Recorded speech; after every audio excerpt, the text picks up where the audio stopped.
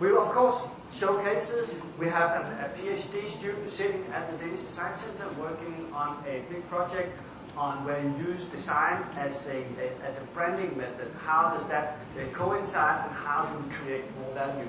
We have our exhibitions, workshop, company meetings, and so on. Now we're going to change subject just a little bit. We're going to go into the journey on how design has developed, at least as how we see it in Denmark, and how we can use design as a driver for innovation. First of all, I'm going to give you the design claim to fame as we see it. What can design really do? What it does is actually, in a very analytical way, transforms values and market positions for companies into product and services that will hit the target even better. It does so by creating a connection between the product, the communication, and the service. Here, design stands out as one of the best methods to create that value.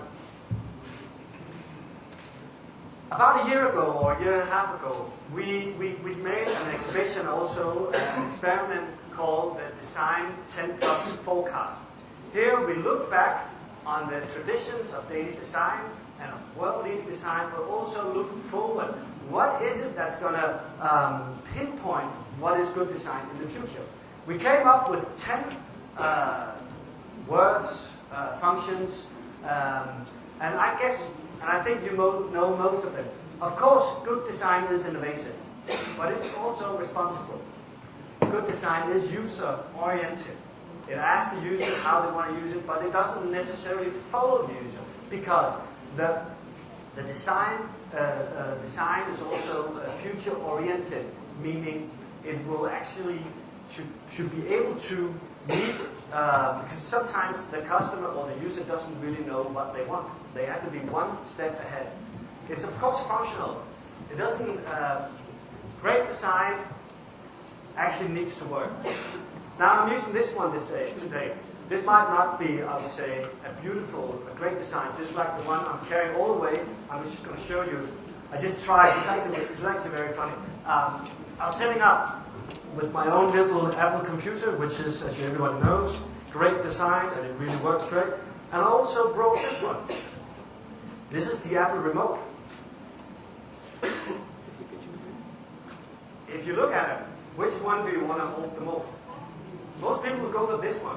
It is much nicer. It looks cool. The problem is it doesn't really work.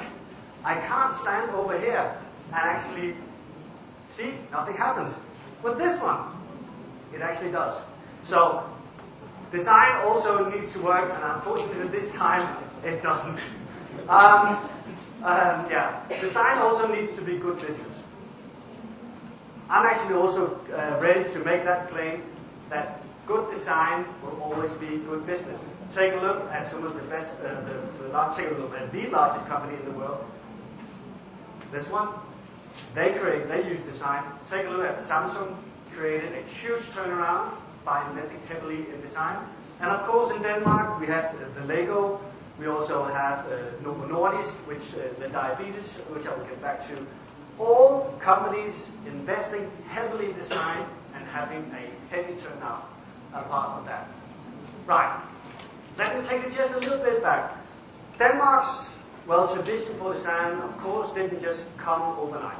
We are looking back into the 50s and the 60s. The focus was on furnitures, chairs. Then came the lamps. Then came a new wave in the 70s and 80s where design as a product moved into the kitchens. It moved into every conference room in Denmark. If you ever go to Denmark and will attend some kind of conference or meeting, you probably will see this one. This is a coffee thermos from a very famous Danish designer. It's all over. Great design and great business, and really important for the Danish design history. In the 90s, we started actually moving a little bit more into other areas. This is the Novo pen. This changed the market and the way Novo Nordisk made their money. Now they're one of the largest companies in the world. I don't know if you recall it back in the late 80s or early 90s, if you knew someone who had diabetes. They needed their insulin, and they had to use syringes just like any other drug addict.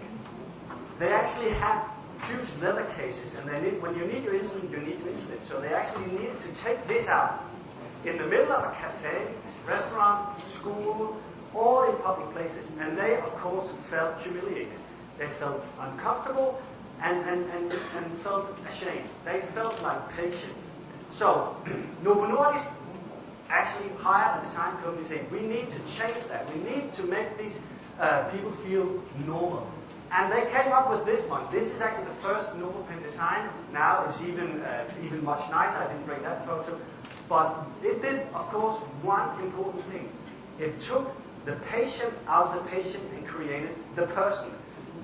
Now you could have your insulin. You just took out the normal pen and you just used that. It looks like a pen. You can even keep it in your pocket. Creating great business and totally, and I mean totally, turned the market for diabetes around for Novo Nordisk.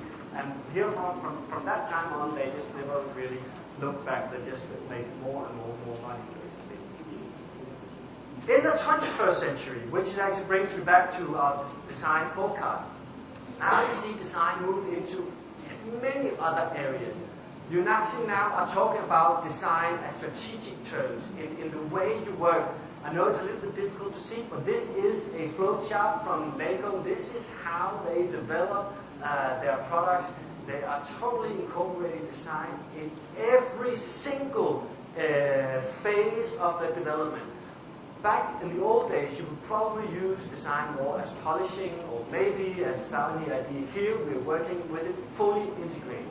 The visual identity, this is the new concert hall in Copenhagen for the National Broadcasting Agency. You're also working with interior design. This is a new public library in a little bit town in Denmark. It's probably, I don't know, what about the size of Palestras or something, but it's still a city in Denmark. The public library are losing its function in the Danish society. Back in the old days, this was where you actually met people. You talked with people, you read your books, and you interacted. But everyone is now moving on to mobile phones. I heard one here, or Kindles, or iPads. And how on earth we're going to do with the public library? So they actually engaged with the design agency and created a brand new library where you actually used lines to make people flow into the library. You created playrooms for kids, so they actually now have a new place. They created multifunctional. You see over here, you had screens. You were connected the whole time. They also, of course, kept in one of the corners. Actually, kept the old armchairs. So you still can read. You can plug in your computer everywhere. So they did it in a multifaceted way, in a brand new way that actually created more. A greater demand for the public library. So you said also, of course, design moving into fashion. This is a little story about sustainable design that I often tell. This is a chair which was actually came out of the Swedish prisons. Yeah, the Swedish prisons needed new furniture, but it's very important in prisons that your furniture cannot be used as a weapon.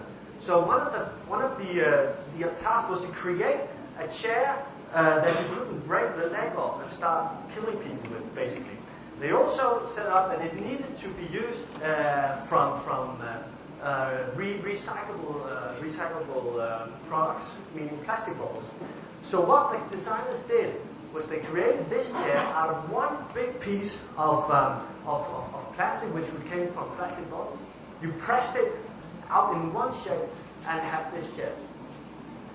Unfortunately, the Swedish prison agency unfortunately gave up the project, but the Danish design company called Hey actually took it up, and now you can buy it all over the world, more or less. So this was also a way of using design. You also see interaction design coming up, where this is a picture from the Copenhagen Metro, where they of course, when you build a metro, there's a lot of noise for all the inhabitants. So they created a visualization of it where people could sit home at their screens and actually plug in and see what is going on in my neighborhood. They could ask questions. They could even go on a trip and follow the progress of the metro running around in Copenhagen. This is, of course, where I think Brazil right now is the strongest. This is one of where I can see you focused on the product design. I will get back to the case a little bit later, because this is also actually a quite little funny story. In the 21st century, we saw movements coming into more service design, moving into hospitals, moving into, as well, we saw libraries, but also moving into the homes of elderly who are chronic disease and they want to stay at home but needed help. We've seen a lot of products coming up through here. I'm going to talk a little bit about that later as well. So, this also marked a shift of design where moved from the product only as, I would say, as one part of a process to becoming a bigger part of the process, or to become incorporated in each phase of a process development. This, of course, is based primarily on design thinking. I don't know how much you know about, but this, like you can see, three special three highlights of the design thinking. It's the front-end innovation process, where you actually have a, I would say, you use a lot more energy and a lot more money, resources on finding out the right problem, because sometimes you don't know what's the real problem. One example of this is in service design in another little town in Denmark. The elderly that stayed at home, maybe maybe their husband or wife died, they were all by themselves, they didn't eat properly. So normally you would just focus on the food, making sure they had more food or better food. So the city actually hired a design agency, and what they found out was the primary reason for the elderly didn't eat enough was that they were basically all by themselves. Eating is a social activity. I know you here in Sao Paulo are very good at it. I had lunch at one of the local restaurants, and that is social. I must say, I didn't understand anything, but people were having good time. It's very important to be with people when you eat. Of course, it's also important what the food is, how the packaging is. So they focused on the whole holistic, the whole, I would say, the whole area of the problem, and found out more than just, it was just about the food. That, of course, comes out of the user centers. We must start asking the users. If we don't ask the users, we don't really know what they want. But there's always, you must always keep this in mind, that don't let the user decide the whole time. We probably all know the story about Henry Ford, the one that built the first automobile, and one of the favorite quotes from him was, why ask the user? If I asked the user at that time, he would just have said that he wanted more horses. People don't always know what they want, but they can tell what they need, and then it's up to the designer or the design team to find out what that might be. So, right now in Denmark, we're actually then talking about a transformation of design, or I would say a true way of design. There is, of course, a design, meaning the chair, the product, the phone, the tablet, but there's also the way, as we call it, true design. This is the process, this is the thinking, this is the incorporation of design in each element of company's business. Right here, in all forms models, I have a model that I have been a part of creating. It's a model for design-driven innovation. I'm just going to speak a little bit about that. Unfortunately, I can't direct you. Normally, I could direct you to a web page. I can do that, but you will probably understand Danish as well as I understand Portuguese, so it won't help you at all. This is a model for design-driven innovation. The biggest change, if you compare it to other innovation models, is what we call the innovation space. This is where you are actually getting your mindset focusing on the real problems, on what is at hand. How do you do that? Well, we start off by getting the mindset ready, meaning you need to think holistically. You need to think in all facets of the problem. You need to think broadly. Don't focus on one thing, but making sure you get the whole way around. You need to ask the users. Don't let them drive you somewhere, but make sure that you know what they need. Not exactly what they want, but what they need. You need to be future-oriented. The designer or the process team needs to focus not on what's needed today, but what's needed in 5 and 10 years. And this is actually what some of the designers are really the best at in the world. You need to set down a multidisciplinary team. One brain will often create great solutions, we see that, but multiple brains just think better. They create better solutions, they look at it in different angles, bring in the economic. I even actually met a design company in Denmark who actually had a priest in his team. He said, well, he's a great philosopher. He really gets around holistically. And I just, whoa, a priest, well, why not? The model also focuses on some preset condition. In every project, especially if you do projects with a public organization, there will be some things you cannot control. There will be some things you not necessarily can change, but you need to be aware of what it is. If you know what it is, you will be able to create a better progress. Then, of course, comes the whole figuring out what's the problem. In here lies the real design research. You do the analysis, you do your prototyping, you move on with it. In order to make sure that is also, because good design, as I showed you earlier, is also a good business, we put in gates. A gate is actually the go or the no-go for every product, service, whatever you are developing. Here, you will have a steering committee or board of directors that will say, this is not going the right way, you must go back to your prototyping or you must go back to your analysis. I don't think you've covered all problems. And this will stop things that are just not going the right way. This is, again, especially important in public projects. As we in Denmark now, we've seen tons of projects, when they first got their money, they just kept on going where they should have been stopped. Hopefully, this can help.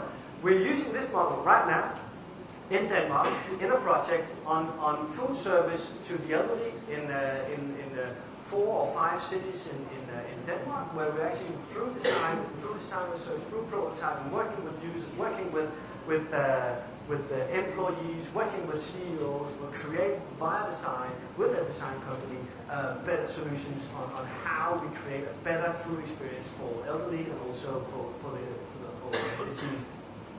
So, let's just go back to a little bit of product design. This is a battery charger.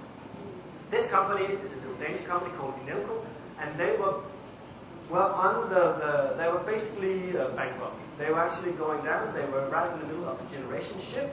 The young son was coming on. He was taken over from his dad. His dad had created this old, big monstrum of a battery charger, and they were just losing. In the market. So the young son brings on the design company, and the quote is, "It was about time we start asking the users." That's a brilliant idea. So what they came up with, they did a classical design research through observations, through interviews, through actually working in the field. And where do you normally use a battery charger? You use it in places where there are no electricity. There are no lights, there are no nothing. You use it often in ships, boats, and in the summer house. And you can't carry a thing around like that. So they actually did 3 models. One of them was like this. And then there's this little thing about lights. You need a battery charger with a light that's on. So they put in a little torchlight. And how many of you have been walking around with your mobile phone like this? Right? I've done it at similar times. So they also just put in this little thing. So you actually now have a torch. You can actually read. So they did totally brand design, totally new one, and they completely changed the market and are now market leading within battery chargers, at least in Denmark and in Europe. So another little case on it actually does work. So this is not actually what I was invited to talk about, but I think it's very important to showcase you why Danish design and why we have come so far as we actually have. It is also, of course, it's because of brilliant designers and brilliant architects. Of course, there will always be that momentum, but it's also because in the Danish political agenda, on the Danish government have always agreed upon that design is a driver of competitiveness. Design creates business, and it creates really good business. But how on earth do you actually create a design policy that will, there are plenty of stakeholders that they all want different things. Well, we're looking at it this way. Of course, you need the industry to agree upon that. Most industry will do that. They can just look at other companies and see if they invest in designers, well, then they have a better revenue, then maybe it's a good idea.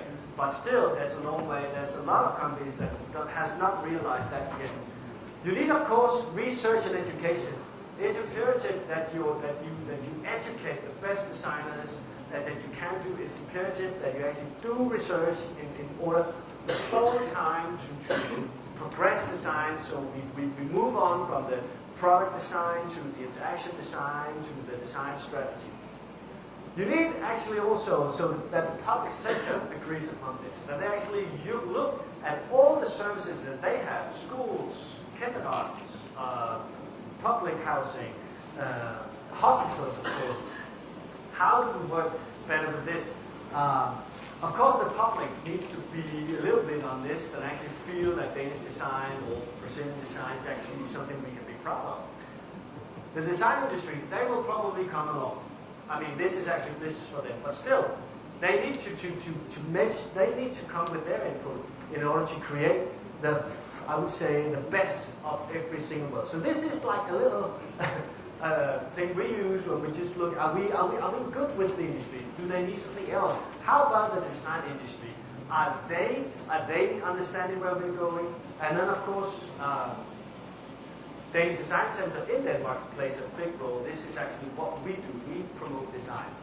But Denmark was one of, if not, we're not totally sure. But as far as we know, Denmark was the first country in the world to adopt a national design policy. This is a policy that's agreed upon by a majority in the Danish parliament. It came in 1997, and it came with money. Of course, nothing comes from nothing, basically. Well, yeah, great ideas sometimes comes from nothing, but often it comes from heavy investment in actually creating ideas.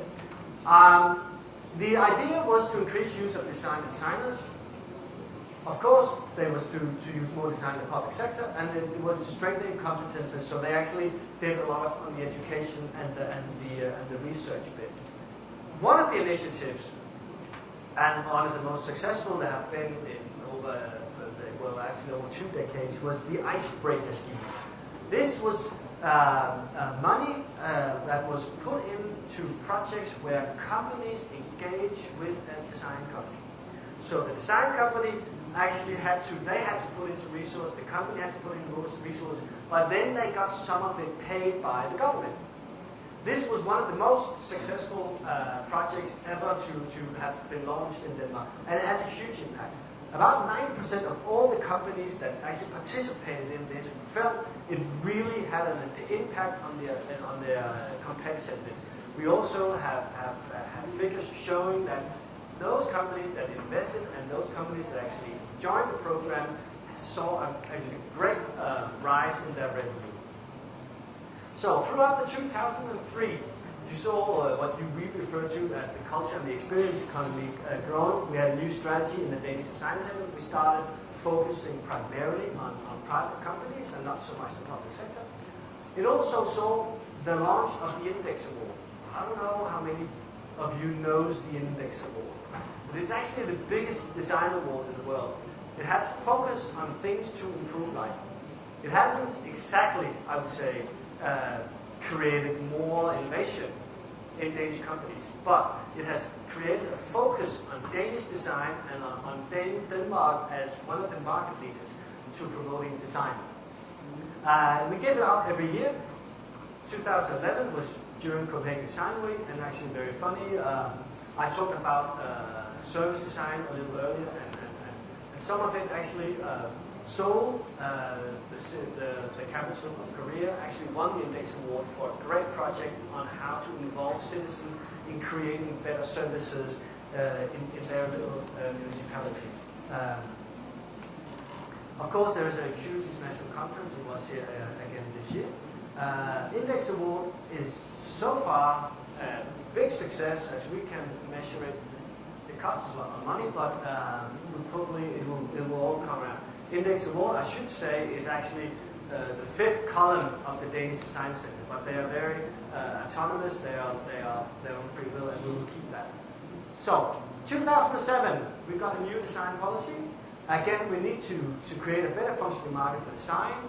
We need to have new level of employment amongst the qualified designers, and then of course more focus on international use of design. With that came some other projects. Now we started focusing a little bit on the service design. So they set up a special program focusing on more personal choice in home care service. This was 6 great projects, all focusing on the home care service for the elderly or for the disabled. In Denmark, we have a growing elderly population, and we're actually declining in young people. So actually, it's a huge bulk of so the elderly is going this way, and the young people are going that way. That actually creates a little problem, because then there are fewer people paying taxes and a lot more people using taxes. So how can we use design in order to minimize the resources, in order to minimize the budget? This program actually came up with several good ideas. Amongst them was the project I told you about with the food service. Because what that did was that when it started working, they actually saw an increase in healthy food being eaten by the elderly, and also saw them stay healthier, meaning they didn't go to the hospital, they didn't go to the doctors, which is a big part of the Danish annual budget. We have we have free hospitals, free doctors, free education, but of course nothing is for free. Somebody else is just paying the bill, and in this case it's the Danish citizens paying the bill. So when you saw a increase in healthy food, we saw a decrease in people going to the hospital, which means it actually pays out very low. We also set up a program for user-driven innovation. I said some of the way you were working. This is actually a project of around, I think it was 20 million Brazilian reals, where projects working with ethnography, online communities, lead users, and so on, were able to get their projects financed. This also gave a huge boost in 2007-09 for the use of design. So, does it work, any of this? This is a little tool the Danish Design Centre has developed called the Design Lab. Here we have created a little method to I would say, organize companies. You can also use it in Brazil, so you don't have to be Danish companies. So step 1, this is all the companies that don't use design at all. They don't use it, they've never heard of it. This is step 1. Step 2, this is companies that use design as styling. I mean, after you develop a product, you need a nice little piece of packaging, or you need a nice poster or anything. Design as styling. Up in step 3, design comes in the process, right into the process. It comes into development phases, and then of course you have the step 4, where design is a leading strategy on how you do your business, on how you run your enterprise. So back in 2001, you can see that there was 39% of companies with more than 10 employees down on step 1. That moved down to 15% within 6 years. So you saw people moving up the design level. Or companies moving up the design level. This is good for business because it showed that companies using design or moving up the design level actually had a 22 above average growth in gross revenue. So not only did they create nicer products, better working products, they actually also made more money. These are all classical figures from Denmark. You see also they had an additional 40% gross revenue increase if they had design activity. Does it work? This is another little. Over here in 1997, this is the 4 companies, design companies at that time who had more than 25 employees. 2009, I don't know, after 5 times as many. All companies working strategically with design, working with Danish companies or foreign companies. Actually, one of them, Rep Associates, right now has researchers in Sao Paulo. I don't know exactly what they're doing. I just had the info coming over here. And they, of course, are getting more and more internationalized. They are working with, many of them has offices in other countries. Back in Denmark, right now, we are working on the next design policy. For that, the Danish government set down a vision committee that was trying to develop a vision as Denmark as the design society in 2020. This should look at how design and design thinking actually became an integral part of solving the central challenges, meaning again some of the societal challenges in the future. They put up four leads or four issues: design as a driver for innovation, development of the design competency, meaning education, research, of course, research and design, and of course branding of design. Right now, it's just a vision. The idea is in 2020 we will be leading the world, the leading society in the world. That takes a lot of work. It takes some courage. It takes some luck. It also takes investments. In Denmark, when I'm back, I actually received more, I would say 2 or 3 delegations from around the world, primarily from Korea, China, and Singapore. They are all in Denmark to hear how we work with design and how we create design engagement and design promotion. Every single one of them are on their way back to Asia to build design centers, to build programs, to invest heavily, and what I mean heavily, in design competences, design thinking. I do still believe we are ahead.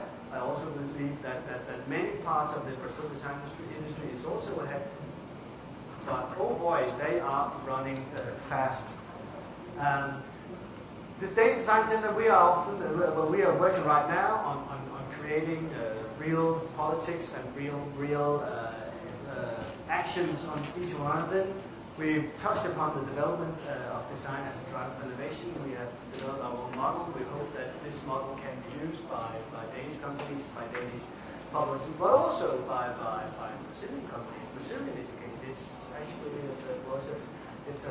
it's free of charge. You can actually always use it. Well, to conclude this, I sincerely believe that design can drive innovation. And I believe that primarily for its focus on every single phase in a process development. Not only necessarily focusing on the technical parts, or the user experience, or the demonstration of the product, but actually being able to put all of these things in together. I actually think it creates better products via the idea generating, via prototyping, the actually research analysis that lies totally in depth in the design as a strategy. I hope that we will have a new design policy in Denmark within 6 months. We are challenged by just the new government just came into place. We hope that that will actually continue to of course to support the Danish Design Centre. If not, we will probably start to doing other kinds of projects. We will see. And I of course hope that I in some way have inspired some of you to work with design, to try to explore design as a driver for innovation. And that more or less concludes the presentation part.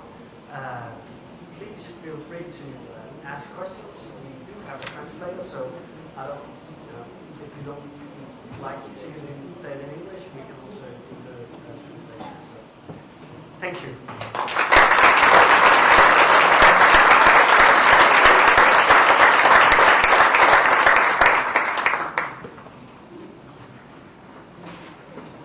Anybody?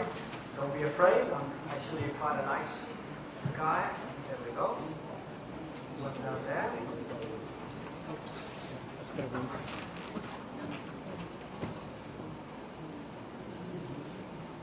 If you want me to go back in the slides, it's fine. We can just...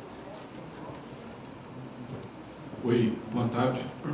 Meu nome é Leonardo Massarelli. Você... Sorry? I just need to be able to hear.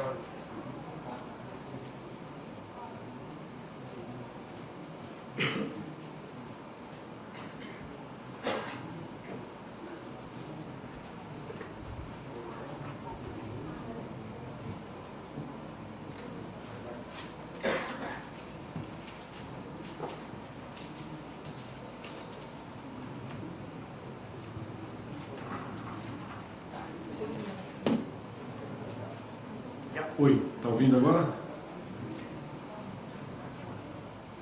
Bom, meu nome é Leonardo Massarelli.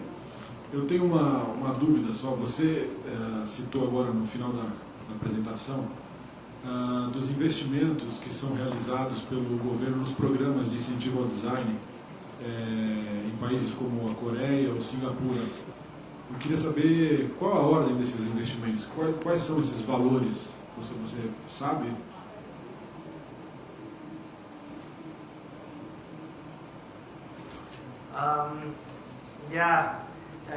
No, not really. I don't know the exact amounts, but every region, and I think there are about 4 or 5 regions in Korea, right now, either they have a design center or they are building one.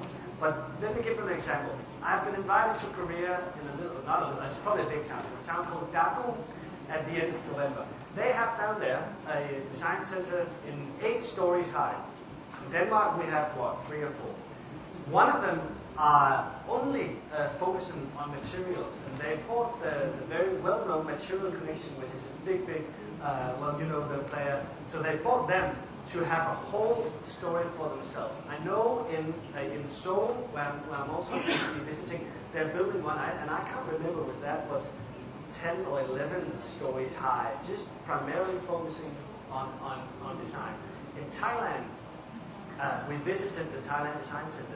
They are right now. They're bringing in. I think that they're flying in exhibitions and demonstrations from France, from Finland, from Denmark, just educating. They educate about 28,000 designers each year. So it's a massive investment. You see the same thing in China. Basically what they're buying, I have Billy saying that they just buy the great designers to come out and teach out there. Which I'm not saying that's not a good idea, because we need to live as well. And I don't think you can shut down design or competences. It's impossible. So you better start working out there to be a part of it. If you don't do that, you will definitely be left alone. But what we're talking about in Singapore, they're basically also in Korea. They're basically, I wouldn't say they're giving the money away, but they asked me, what do you think we should do? And I said, do projects, do partnership projects. Bring in companies, public organizations, that might be schools, hospitals, bring in designers and let them work together. And that way you will create a better solution, but also you will not, you wouldn't state subsidize one thing. And they were just looking at me saying, that's not how we do it in Korea. We just give them the money. So, yeah. It's a lot. Obrigado.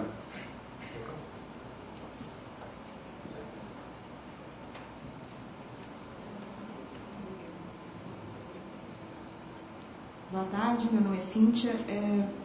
Eu trabalho com design gráfico. Você comentou muito sobre design de produto.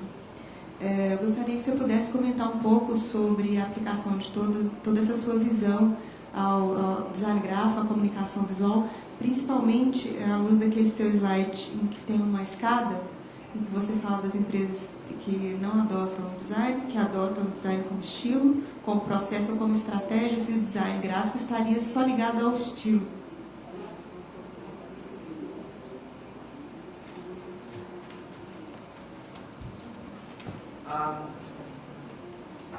Let me ask the last first. No, graphic design is not only styling, not anymore. It used to be in many ways. Graphic design actually has a great history in Denmark as well. Some of the best. I'm just going to go back. Actually, I can show that some of the best design agencies in Denmark actually comes from a graphic design.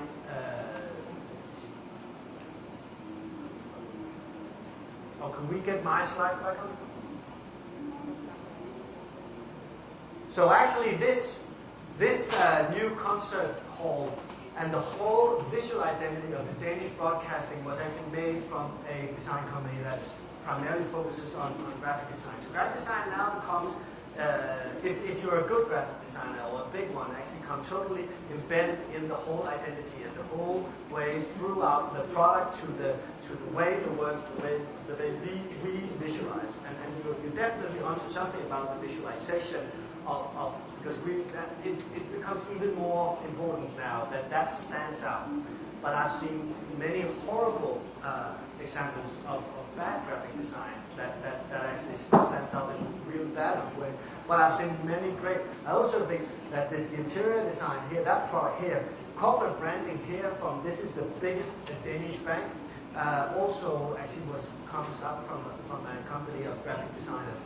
So in my view, graphic design definitely has a part to play, and I think that graphic design in 2010, 11, 12 will not at all be about styling. It will be up on the step 3. It's a little bit difficult to see graphic designers as a business idea. It will always have something to do about the styling and something to do about the visualization, but it is equally important. And the good companies are able to use the best from that in the multidisciplinary teams, alongside with other types of designers, or engineers, or product developers. So in my view, they're definitely not on step 1 as a styling, and it's very important, and it will become even more important due to all the kinds of impressions we get every day, to everything we are typing. But I've also seen a vast amount of companies that do not know what they are engaging in when they speak with graphic designers. They just think, oh yeah, maybe my product is not really good, but just as long as it looks real nice. This being, I know, still being a little bit bad example because normally Apple product would be really great, but this is a great design work, but it doesn't really work. At the same time, you can't always through your graphic design change the way people will feel about it. But it's definitely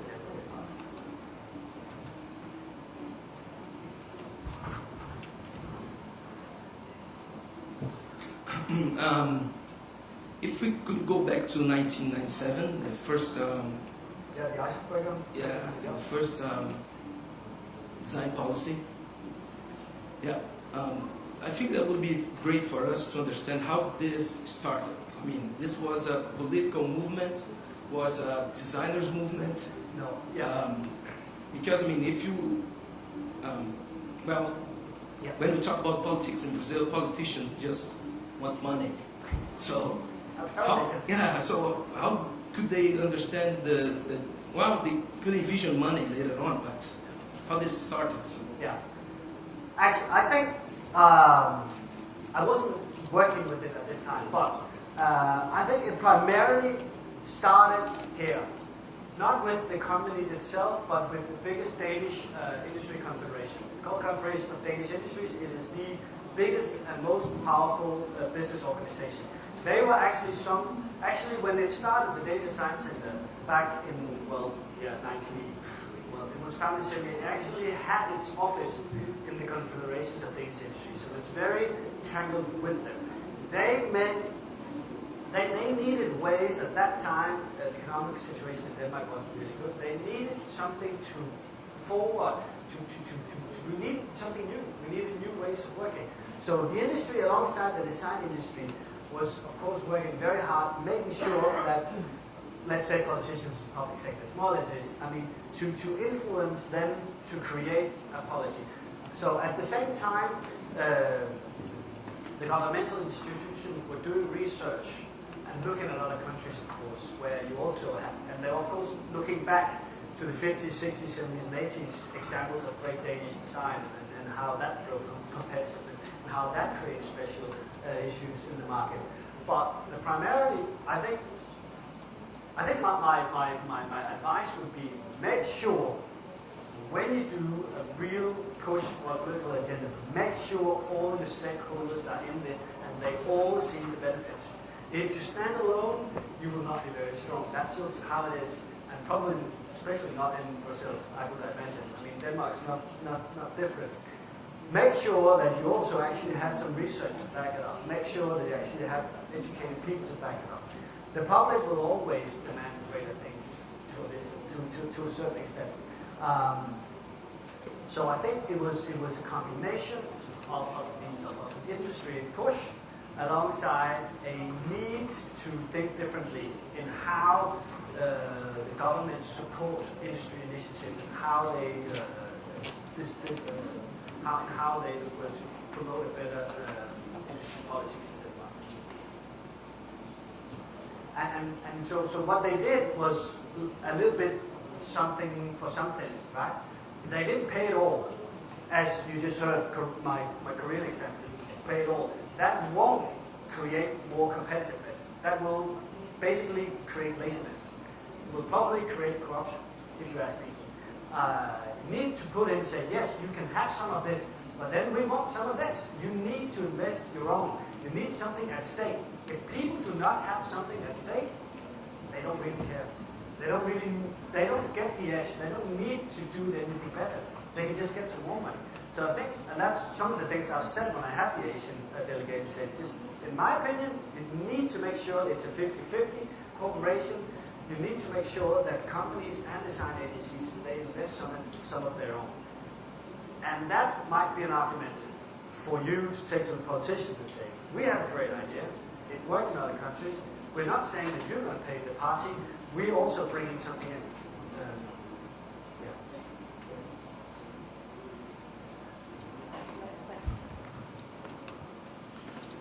Meu nome é Ronald. Eu queria te fazer uma perguntinha que é: por que você acha que numa era em que a economia determina o comportamento das pessoas, surgiu uma disciplina chamada Design Thinking e não Economist Thinking, ou Engenheiro Thinking, ou Artista Thinking, ou Químico Thinking?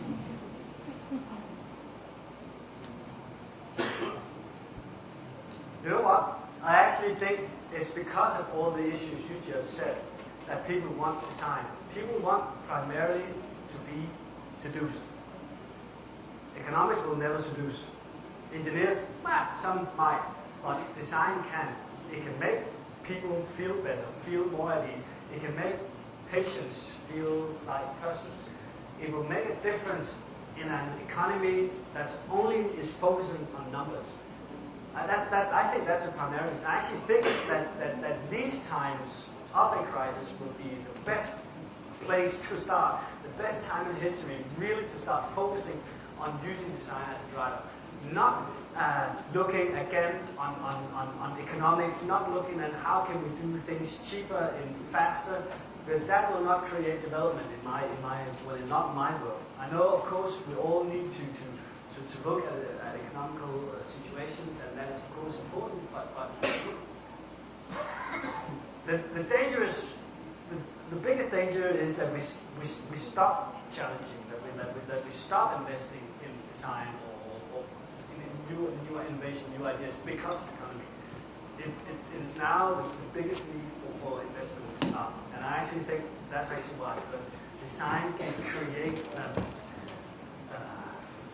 I don't know, better fantasy, I wouldn't say design can create a better world, but it can help. It definitely can. I wouldn't say design can save the world, but it can help. Posso complementar a pergunta? Sorry? Posso complementar a pergunta? O design thinking para você significa que os designers pensam de maneira diferente que as outras pessoas?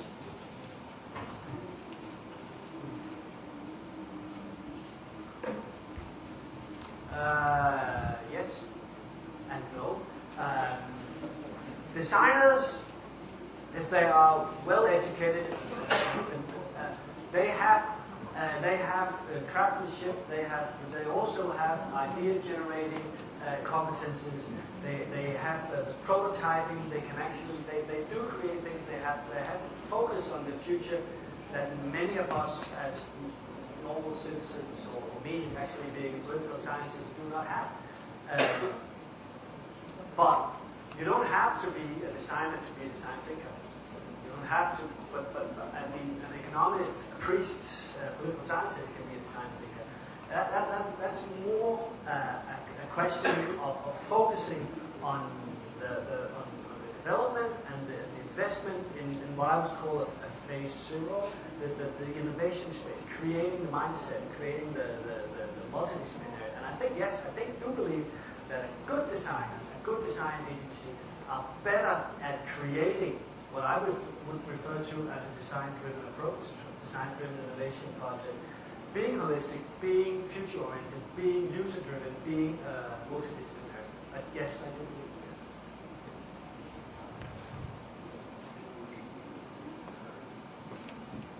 that. A gente tem mais 4 minutinhos, mais alguma pergunta? Aproveitar aí esse privilégio. Alguém mais? Well, so we don't have any more questions. So I'd like to thank you a lot for your speech.